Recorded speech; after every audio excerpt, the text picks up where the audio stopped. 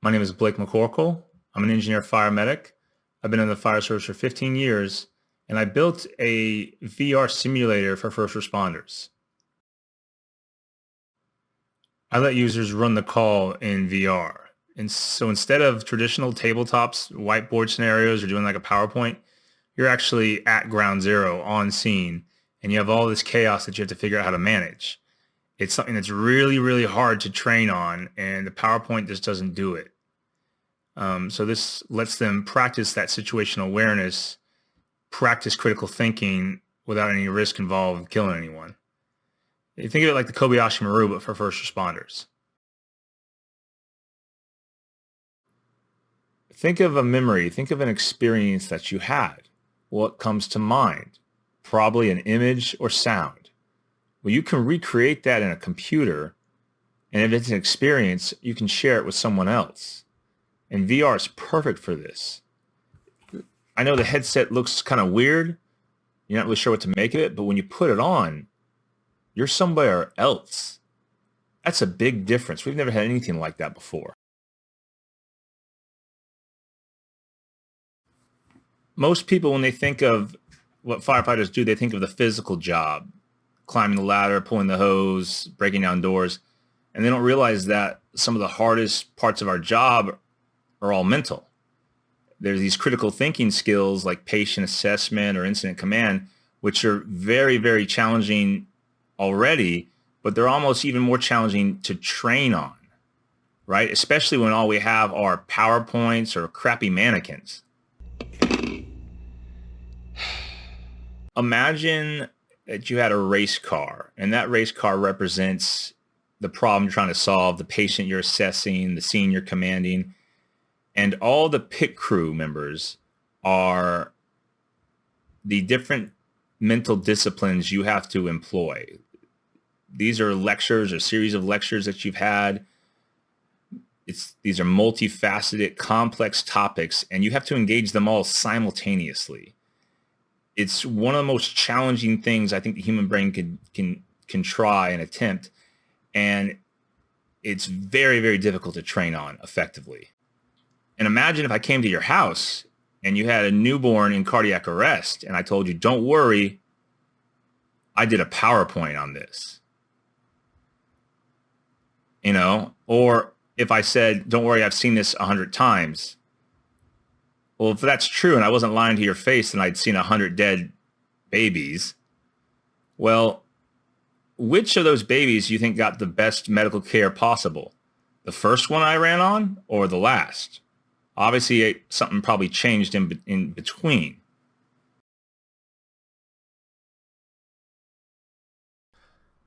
Run the call is something that I say when I refer to actually doing the job for real. Because that's what was told to me when I was a new paramedic, and I would want to get all the training I could because I didn't like that feeling of being new and not absolutely certain what to do, right? And I would say, hey, give me another mega code, give me some more training, give me a scenario. And the people I would go to, and senior guys, the guy who even trained me and precepted me, they would say, Blake, you just have to run the calls. And they're right.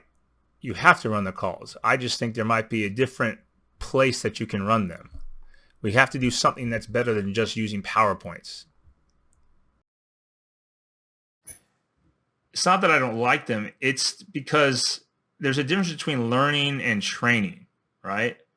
Learning is when you start to familiarize yourself with the concepts or the method or the process. The training is where you actually apply what you learned. But if you can't, or you don't have an arena to apply what you've learned, you never really can actually say you learned anything. Imagine if I gave you a PowerPoint on how to juggle, and it talked about the techniques, the process, but you can never get your hands on some juggling pins, the cloths, or juggling balls. How would you learn to juggle then, right? So what I've tried to design is something that lets you do that mental juggling, right? Muscle memory for the mind, if you will. About 7 years. Originally, it started me trying to find a product. I was Googling VR training for paramedics, for firefighters, and couldn't find anything. And it didn't make sense to me because the technology was actually there. No one had just built it. It took so long because I didn't even know that I was building a startup until about 3 or 4 years. And you do things differently when you're doing a startup, right? I'd started the slow, traditional way of coming up with a business plan and a business model and trying to make a presentation for investors. And it wasn't until I got really serious about building it. So I gotten my hands on a development kit from Oculus, and I built this hacky prototype in Gary's Mod, which is like a 16-year-old game. I don't even know if that's right. But the investors weren't interested. They thought that if the fire service really had the demand, if the demand was there, they'd be asking for VR. And so I had to do more research to kind of account for this, explain why they weren't asking for it. And what I realized is that it was worse than I thought. So our breathing packs, right? It's SCBA, it's scuba without the underwater part. Well, that was being used during World War II for bomber pilots. It was being used by MSA miners. In fact, one of our leading SCBA producers, MSA, their company name is Mine Safety Appliances, right? We didn't adopt SCBA until the 1980s. And that was just when we just started. So something as vital as breathing took us 40 years to adopt. I mean, that's some next level stubbornness as an industry. You like that stubbornness when it's someone's trying to save your life or, save your house. You want us to never give up, but it does mean we can be slow to change. But when I realized this, I kind of just had this, I'm going to have to build this myself. There was no other way I was going to be able to do this because no investor was going to pay for something that didn't even exist to sell to an industry that wouldn't even buy a product that would let them breathe in a fire, right? Being a founder is tough, and being a firefighter is tough. And I was working 60 hours a week the whole time doing this, and I just had to learn so many different things. The 3D modeling, because I couldn't afford to buy the 3D models, the programming, video editing to make this video, Photoshop. There's so many things that I had to learn that I didn't know. You can really learn a lot more than you ever thought you could, right? I started out, I had really nothing. It was so crappy. And over the years, I realized I'd been slowly building a world. It's probably a good thing I didn't realize just how tall the mountain was when I started to climb it. I just would look in front of me a couple feet and just keep moving. And hopefully it was going in the right direction. But yeah, it's tough. The hardest thing I had to do was last year. I had to do a major overhaul, refactor of essentially the entire simulator. And I talked about it with my wife and my parents. And I actually moved into my parents' house to work on it full time because we have kids. And so I worked on it full time when I wasn't at work. And then I would go home one day out of the week. So if I wasn't at work at the fire department, I was at my parents' in my old room. It's funny because some of the guys at work were like, hey, you need help? You need a place to stay? They thought I was getting a divorce. But it was tough. Yeah.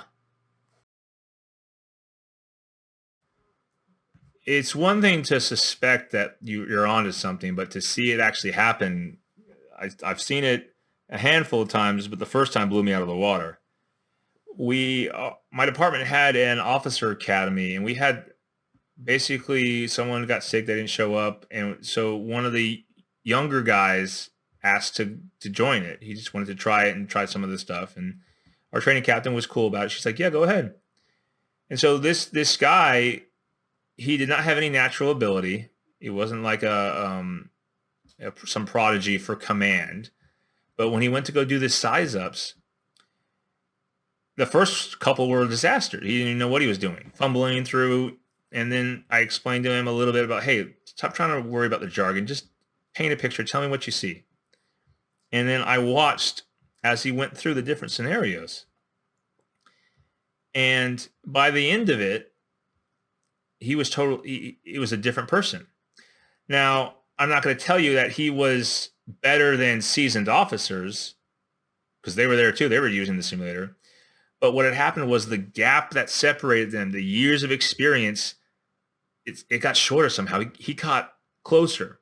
And in a way, he must have gained years of experience. And when I realized that the implications of that, it just blew my mind.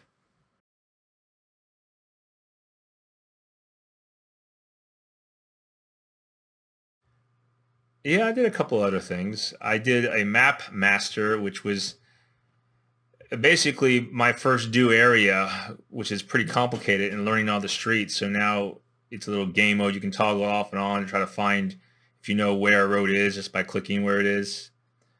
I also made a Know Your Rig app, which is to help rookies on our engine learn where things are on. So the idea is that a department could send this to someone who just got hired. Before they even start, they already know where all the tools are found on their rig. So another time I'd been making a presentation for cranial herniations, and I could not find any good illustrations. They're all two-dimensional. You can't really tell what's happening. And so I brought a model into Blender, made some animations, and then brought it back over to Unreal and animated it there. And so you could actually stand in VR and literally stand inside the skull and see what was happening from a pathophysiology standpoint to the brain. And it was so much easier to understand what was going on. So one time I had gone to Maker Faire, which is, if you haven't gone, I know COVID has made everything difficult, but it is a lot of fun. And I did it because it was a good trial run, because I didn't think Chiefs would be there, but people would try it out. And, kids loved VR. So I did that. But I discovered that kids, when I would say, hey, you need to give me your scene objectives and your tactical assess, you're 8 years old. You don't even know what I'm talking about. And so I kind of on the fly put together a little fire inside of a room and told them to escape. And, I literally put it there on the spot. It took me like 30 minutes real quick. I did it on when we had lunch. And the kids loved it. They ate it up. And so later I worked on it for a couple of weeks and made it a lot more polished, made it kind of a standalone experience. I'm pretty proud of it, and it's free. You can reach out for a demo link. I need some beta testers, honestly. There are some companies that have tried, but they're going a different path, and they seem to be wanting to make as much money as possible instead of first solving the problem for public safety, and then the money comes. But to answer your question, no, I don't think so, as far as I know. And to me, it's crazy that I'm the only firefighter in the world who's done this, but that still seems to be the case. The fire service, public safety in general, needs to see and experience what VR can do for them. But first, I have to put together some demo kits. And that includes a high-end gaming PC. It includes pretty expensive VR hardware. We're also renting a conference booth in a couple of weeks at Fire Rescue East. And so we're raising money for that. If you can't donate, just share it. Share this link, share this video. Maybe some in your network can. I know the world's gone a little crazy and we live in very cynical times, but there are people who genuinely want to help make things better. Thanks, and be safe.